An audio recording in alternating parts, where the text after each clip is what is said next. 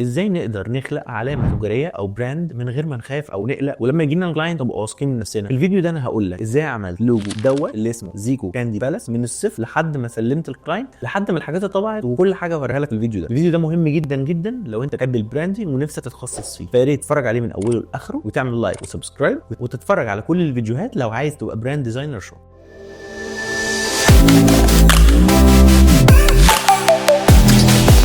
كلاينت كلمني وقال لي زيكو كاندي بالاس براند لطيف جدا لسه عايز يعمله. هم ناس مستوردين وبيجيبوا الكانديز والشوكولاتات من بره، وكمان بيعملوا كانديز دي هنا، فعايزين يفتحوا كذا فروع في اسكندريه وفي القاهره، وهيبقى ليهم كذا فروع في مولات كتير. فبالتالي كان البراند مهم قوي بالنسبه لي ان هو يطلع فن ويطلع لذيذ. هدفهم ان المكان دوت يبقى عامل زي قلعه كده، يبقى فيها كل انواع الحلويات اللي اي طفل يخشها او حد كبير كمان يحس ان هو مكان ساحر فيه كل حاجه تتخيلها ليها علاقه بالكانديز والشوكولاتات والايس كريم والحاجات دي كلها. فسالتهم طب معلش انتوا سميتوا ليه زيكو كاندي؟ ليه سميتوه زيكو؟ قال لك هو كان جدنا وكان حد كبير بالنسبه لنا، فاحنا حبينا الاسم دوت فهنسميه. فكان لازم اشغل وابدا افكر ايه اللي ممكن اعمله عشان البراند ده يطلع جامد. تعال اقول لك المرحله الاولى اللي انا عملتها. اول حاجه عملتها بعد ما عملت ديسكفري كول كده مع الكلاينت وعرفت منه كل حاجه هو عايزها والحاجات اللي هو نفسه يحققها في البراند، ابتديت اعمل حاجه اسمها براند استراتيجي. اكتب بقى معايا عشان الحاجات دي مهمه جدا. اول مرحله اني بدات افهم البيزنس جول بتاعه البراند او اهداف المكان. يعني هدف المكان ده ايه؟ ما هو هدف المكان زي ما قلت لك ان هو يقدم مكان او قصر يبقى مليان كل حاجه تتخيلها من الكانديز والشوكولاتات والحلويات وكل حاجه حلوه. فبالتالي هو ده هدف المكان او هدف البراند. اي حد يدخل ينبهر بكميه الالوان وكميه البرودكتس الموجوده في المحل دوت. وكمان حددت الفيجن والميشن بتاعه البراند ده، ودي حاجه مهمه جدا عشان تبقى عارف ايه اللي انت هتقدمه كبراند للكلاينت. وكمان عملت سيرش على الاودينس بتاع المكان دوت، يعني هل دول الجمهور المستهدف هو الاطفال بس ولا كمان الشباب والكبار؟ لا، كمان الشباب والكبار، لان ده مش الاطفال بس، ما هو الاطفال بتحب الكانديز بس الكبار بيحبوا الشوكولاتات. فعادي يعني هو الاودينس مش شرط. فابتديت احدد الاودينس اللي هو من 10 سنين مثلا او اقل لحد 35 سنه، عادي يعني بيحبوا الحاجات دي. ولا انت ايه، مش بتحب الحاجات دي؟ ابتديت اعمل سيرش برضو على الكومبيتيتورز بتاعتهم، المنافسين بتوعهم. ابتديت اشوف المنافسين دول بيعملوا ايه، ولقيت ان المنافسين دايما متخصصين في الحلويات العاديه، اسعارهم اغلى دايما. يعني كلاينت كان دايما بيقول ان هو بيقدموا اقل سعر موجود في اسكندريه وفي القاهره، فدي برضو ميزه كويسه جدا. بعد ما جمعت كل البيانات دي وعملتها برزنتيشن كده لطيف، ابتديت كمان اعمل 2 مود بورد. المود بورد ده هو الستايل اللي انا عايز اعمله علشان الكلاينت يختار ما بينه. فانا عملت 2 اوبشنز وهو هيختار مفروض ما بينهم. الاوبشن الاولاني كان بالوان والاوبشن الثاني بالوان، مش الوان بس، الوان وتايبوجرافي وصور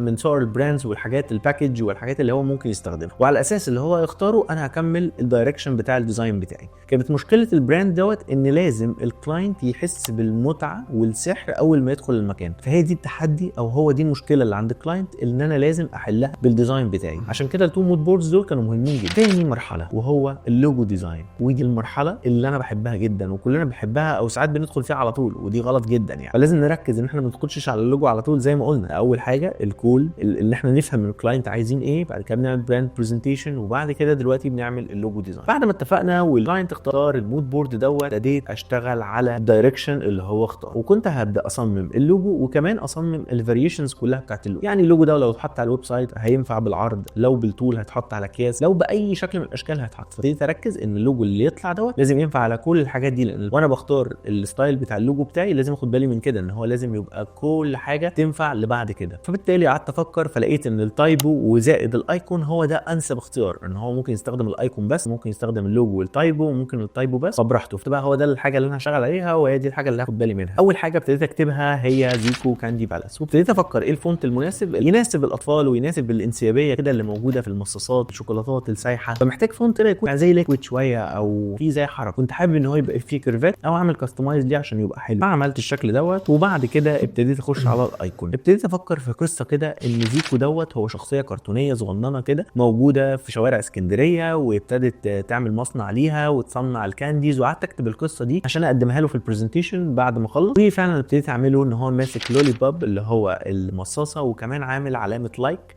كمان في وراه زي قلعه عشان يبين ان هي قلعه فيها كل حاجه، وان الشيف ده او الشاب الصغير الشخصيه الكاركتر اللي واقفه. ودي كانت طلب من طلبات الكلاينت ان هو لازم يتعمل شخصيه كرتون في الموضوع، ودي حاجه فعلا انا كنت موافق عليها. ممكن اللوجو يكون زحمه شويه بالنسبه لي، ولكن ده هيفرق مع الاطفال شويه حتى الكبار ان هي شخصيه كرتونيه ولذيذه. فبالتالي هو ده كان اختياري للوجو بتاعي. رجعت تاني للمود بورد وقعدت افكر في الالوان اللي هو اختارها او اللي هو حاببها، هي دي اللي هبدا احطها على اللوجو. وفعلا اخترت الخطوط خلاص، واخترت الايكون، وعجبني الشكل، وظبطت النسب، وظبطت كل حاجه عشان اللوجو يبقى كامل. وابتديت اعمل فاريشنز كتيره للوجو زي ما قلت لكم قبل كده. الفاريشنز دي مهمه جدا، وفي نفس الوقت عشان يبقى اللوجو ينفع لكل الاستخدامات. وبعد ما حددت الالوان عملت كلر باليت كامله للوجو من حيث كل الالوان البرايمري والسكندري والالوان الاضافيه اللي هو ممكن يكتب بيها التكست او يكتب بيها اي حاجه في المنيو. وابتديت اجرب الالوان على اكتر من خلفيه عشان اشوف هي فعلا بتنفع وكلها شغاله تمام ولا في حاجه فيها مشكله. وفعلا اتبسطت خالص بالنتيجه. وبعدين نيجي للمرحله الحلوه اللي بتدي شكل مميز كده للبراند بتاعي، وهي الباترن. عملت باترن لطيفه من شخصيات زيكو دوت، عملت منه شخصيه وهو بيطبخ، شخصيه وهو فرحان وبيلعب، وهكذا. وابتديت اعمل باترن للوجو دوت، وكان يعني بالنسبه لي الشغل لطيف جدا وينفع للاطفال حلو يعني. وبعد كده دخلت على اكتر حاجه بحبها وهي الموك اب. وفي الموك ابس ما تجيبش اي موك ابس كده من على النت، لا، اختار موك ابس تكون فعلا لايقه مع البراند، يعني اللي هو البراند اطفال، فاكيد هيبقى فيها باكج مثلا بتاعت ايس كريم، ممكن يبقى فيه مثلا عربيه الايس كريم من بره، ممكن يبقى مثلا الساين بتاع المحل. فاختار كده حاجات يبقى فيها الوان البراند. والموك ابس دي مهمه جدا، اللي هو لو الموك ابس هو شافها وما اقتنعش بيها ممكن اصلا البروجكت كله يبوظ، فخلي بالك. طبعا انا اسف على صوتي، ولكن انا عندي برد شويه فمعلش سامحوني. الخطوه اللي بعدها وهي البرزنتيشن. ازاي تعمل برزنتيشن بقى للكلاينت في الخطوه دي؟ حط فيه كل حاجه انت عملتها، من اول الستوري بتاعتك اللي هي زي زيكو وهو طفل صغير وهكذا، لحد كمان اللوجو بقى بكل الفاريشنز بتاعته، بالالوان، بالتايبوجرافي، بكل حاجه انت عاملها. ولازم البرزنتيشن يبقى شيك كده ومتكامل ويحس ان هو البراند كامل. وفعلا عايز اقول له انا عملت كونسبت واحد بس، ما عملتش اكتر منه، وبعته للكلاينت. واول ما بعت له وهو شاف كل ده ابتدى يقتنع بسهوله جدا. الديزاينرز اللي بره بيقولوا على كلمه وان كونسبت برزنتيشن،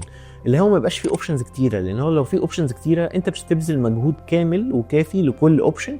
وكمان في مشكله تانية ان ممكن هو يتلخبط ما بينهم وما يبقاش مبسوط بولا واحد فيهم. فبالتالي لما انت تخدم واحد كويس قوي وهو يكون مختار دايركشن من الاثنين او الثلاثه اللي انت بعتهم، هيبقى الموضوع اسهل بكتير عليك وعليه. وفي الاخر التعديلات هتبقى بسيطه ان شاء الله، والبروجكت هيعدي وهيطلع للنور. وفي الاخر عايزه اوريك كمان ان البروجكت طلع للنور الحمد لله، وبقى موجود في عربيات ومحلات والناس بقت مبسوطه بيه الحمد لله. وده من البروجكتس اللطيفه اللي انا بحبها. هو مش مودرن قوي، مش الستايل بتاعي قوي، خلي بالكم، يعني انا مش بحب الستايلات دي قوي، لكن انا مبسوط بالنتيجه، ومبسوط الاطفال اتبسطوا بيه والناس الكبار اتبسطوا بيه. ناس صحابي اللي بيشوفوه كانوا بيقولوا لي عليه ان هو لذيذ جدا وحلو. واخر مرحله خالص وهي الفايل هاند اوفر، وهي اللي بنسلم فيه كل بقى القصه دي للكلاينت. فطبعا ما ينفعش نسلمه بقى الفايلات على الواتساب، لازم نبدا نطلع باكجز مظبوطه لكل اللوجو من اللوجوهات اللي انا عملتها، اذا كان اي اذا كان اس في جي او اي بي اس او بي دي اف او بي ان جي او جي بي جي، تطلع لي كل حاجه سي ام واي كي وار جي بي. لو في حد مش فاهم الكلام ده يكتب لي في الكومنتس وانا هرد عليه على طول. وبكده نكون خلصنا البراند من البدايه للنهايه، بشكل مختصر، بس انت اكيد اتعلمت حاجات فيه، واكيد نفسك